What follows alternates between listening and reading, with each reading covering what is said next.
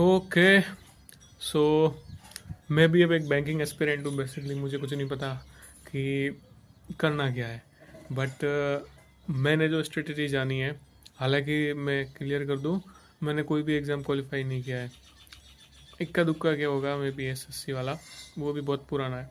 But right now focus on the banking examination.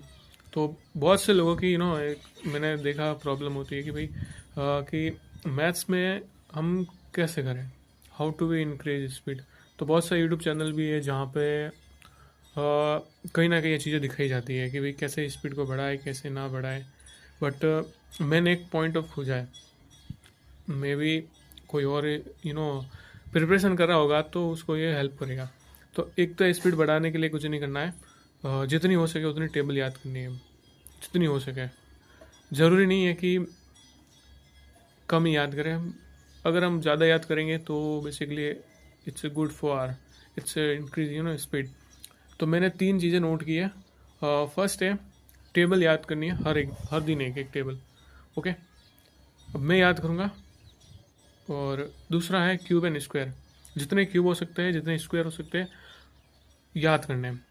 जितने हो सकते हैं उतना फ़ायदा बहुत होगा। एटलीस्ट 100 तक तो स्क्वायर याद हो जाएंगे, बेस्ट है। अगला है कि मल्टीपल द नंबर, जैसे कि आपस में कुछ नंबर को मल्टीप्लाई करना है। जैसे कि 12 × 13 कितना होता है, 15 × 16 कितना होता है, 20 × 30 तो ईजी है, हो जाएगा। जैसे कि 12 × 13 हम करें कितना आता है, फटाक से याद होना चाहिए। जैसे कि मुझे भी अभी कंप्लीटली याद नहीं है। जैसे कि 12 अगर मैं 13 कर दूँ मे बी 156 आएगा, ठीक है। अब 15 × 12 करें तो 180 आता है। तो ये हमें फैक्टर याद होनी चाहिए। तो मैं भी वही शुरुआत कर रहा हूँ। अब मैं कोई मोटिवेट नहीं कर रहा हूँ, बेसिकली मैं अपनी एक जर्नी स्टार्ट कर रहा हूँ जहाँ पे I was be completely zero. And basically जैसे जैसे मैं इसमें चीज़ों को जानूँगा, and I have to be understand myself. Basically खुद को ट्रेन करना ही पड़ेगा इसमें। तो मैं कोई यहाँ पे मोटिवेशनल वीडियो नहीं बना रहा हूँ, ना मुझे कोई फेम लेना है। बट हाँ, एक है कि जर्नी स्टार्ट कर रहे तो याद रहेगा कि हम स्ट्रगल में ही कर रहे थे।